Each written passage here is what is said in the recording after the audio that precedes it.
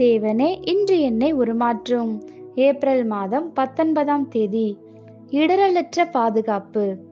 சங்கீதம் 119, 165. உம்முடைய வேதத்தை நேசிக்கிறவர்களுக்கு மிகுந்த சமாதானம் உண்டு, அவர்களுக்கு இடரல் இல்லை.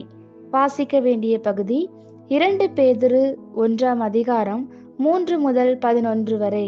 தம்முடைய மகிமையினாலும் காருண்யத்தினாலும் நம்மை அழைத்தவரை அறிகிற அறிவினாலே ஜீவனுக்கும் தேவ பக்திக்கும் வேண்டிய யாவற்றையும் அவருடைய திவ்ய வல்லமையானது நமக்கு தந்தருளினதும் அன்றி, இச்சையினால் உலகத்தில் உண்டான கேட்டுக்கு தப்பி திவ்ய ஸ்பாவத்துக்கு பங்குள்ளவர்களாகும் பொருட்டு மகா மேன்மையும் அருமையுமான வாக்குத்தத்தங்களும் அவைகளினாலே நமக்கு அளிக்கப்பட்டிருக்கிறது. இப்படி இருக்க நீங்கள் அதிக ஜாக்கிரதையுள்ளவர்களாய் உங்கள் விசுவாசத்தோட தைரியத்தையும், தைரியத்தோட ஞானத்தையும், ஞானத்தோட இச்சையடக்கத்தையும், இச்சையடக்கத்தோட பொறுமையையும், பொறுமையோட தேவ பக்தியையும், தேவ பக்தியோட சகோதர சிநேகத்தையும், சகோதர சிநேகத்தோட அன்பையும் கூட்டி வழங்குங்கள்.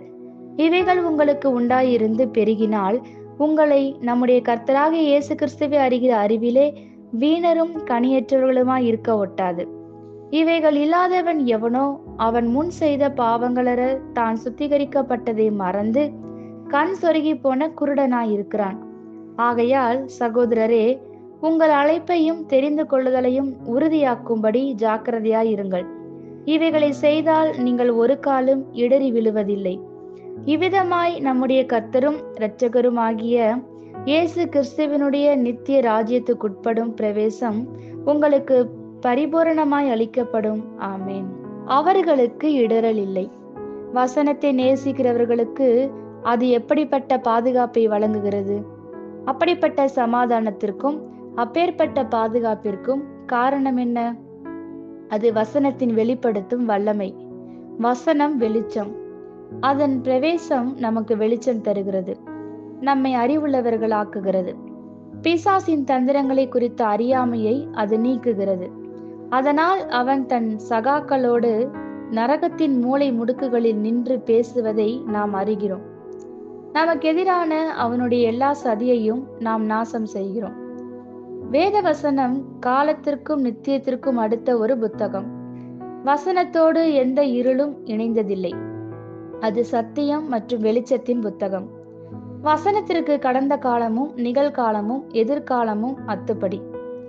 அதனோடு நீங்கள் இணைந்திருக்கும் போது குழப்பமில்லை, முழுமையான தெளிவு உண்டு.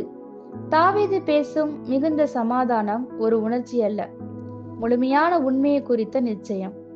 அது காரியங்களை குறித்து முற்போக்கு சிந்தனையோடு இருப்பதில்லை. எல்லாமே வசனத்தின் கட்டுப்பாட்டிலே உள்ளது என்ற அறிவினால் எழும்பும் சமாதானம். அதை நீங்கள் நேசிக்கும் போது அதை தியானிக்க இரவும் பகலும் நேரம் செலவழிப்பது இயற்கையாகும். நீங்கள் பெறக்கூடிய மிகுந்த பாதுகாப்பை கண்டறியுங்கள். ஒன்றும் உங்களை இடர செய்யாது. தேவன் தம் வசனத்தின் மூலமாக பேசுகிறார்.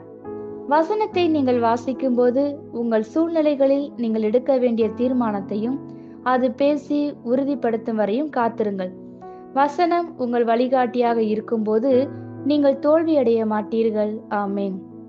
இந்த வார்த்தைகளினால் நீங்கள் ஆசீர்வதிக்கப்பட்டீர்கள் என்று நாங்கள் நம்புகிறோம்.